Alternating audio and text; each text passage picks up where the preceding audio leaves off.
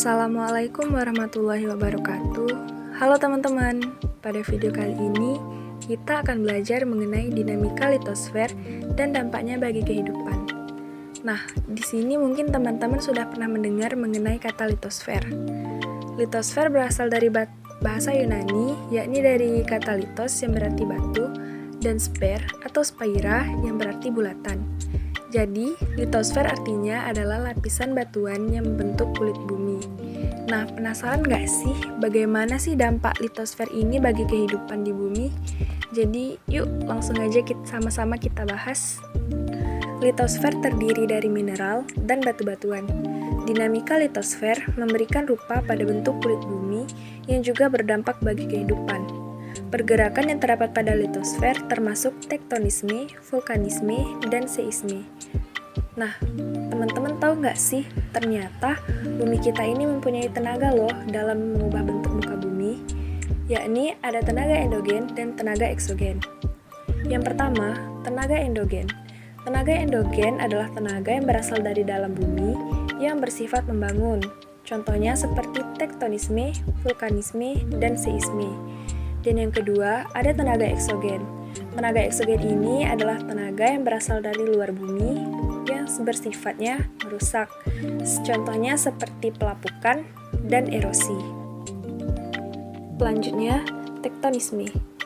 Tektonisme adalah tenaga dari dalam bumi yang mengakibatkan perubahan letak dan bentuk pada kulit bumi, baik secara horizontal maupun vertikal, karena pengaruh dari arus konveksi dari lapisan astenosfer di bawahnya.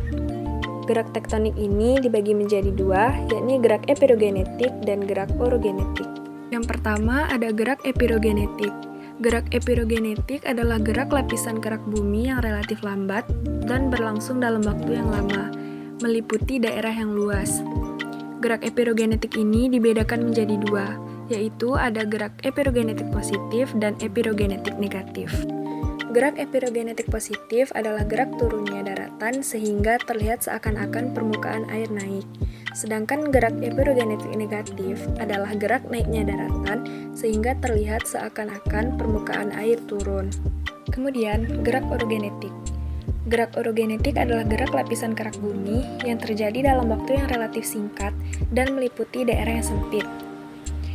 Gerakan ini dapat menimbulkan lipatan dan patahan pada kulit bumi.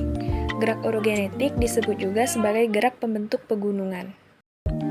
Nah, adapun contoh dari dampak akibat adanya gerak orogenetik adalah pegunungan Alpen yang berada di benua Eropa. Nah, materi selanjutnya yaitu tentang vulkanisme. Vulkanisme adalah peristiwa yang berhubungan dengan aktivitas pergerakan magma yang menyusup ke dalam lapisan yang lebih atas, bahkan hingga ke permukaan bumi. Selanjutnya yaitu tentang tipe-tipe gunung api. Yang pertama yaitu gunung api strato atau kerucut. Gunung api kerucut terbentuk karena materi letusan gunung berapi merupakan campuran antara hasil erupsi efusif dan erupsi eksplosif. Adanya tumpukan magma yang bergantian dari letusan dan lelehan yang mengendap akan semakin tinggi seiring berjalannya waktu. Hal ini menyebabkan dinding kawah dari gunung jenis ini memiliki batuan beku yang berlapis-lapis. Contoh gunung ini yaitu Gunung Kerinci, Gunung Merapi, Gunung Merbabu, Gunung Parango, dan termasuk Gunung Semeru. Yang kedua yaitu Gunung Api Mar. Gunung Api Mar memiliki kawah di bagian puncaknya. Kata mar sendiri berarti danau tektonik yang terjal. Gunung api ini terbentuk karena terjadi erupsi eksplosif yang meninggalkan lubang kawah yang cukup besar. Contoh gunung api ini antara lain yaitu Gunung Bromo dan Gunung Tangkuban Perahu. Yang ketiga yaitu Gunung Api Perisai. Gunung Api Perisai memiliki alas yang luas dan bentuk lereng yang sangat landai. Gunung ini terbentuk karena erupsi efusif sehingga magma yang keluar dari dapur magma bersifat cair dan cepat menyebar di sekitarnya. Bentuk gunung api tipe ini sangat jarang ditemui, bahkan di Indonesia tidak ada. Salah satu contoh gunung api perisai adalah Mauna Loa Hawaii, dan beberapa gunung lain di Amerika Serikat. Seisme atau gempa bumi adalah getaran yang terjadi di permukaan bumi akibat pelepasan energi secara cepat.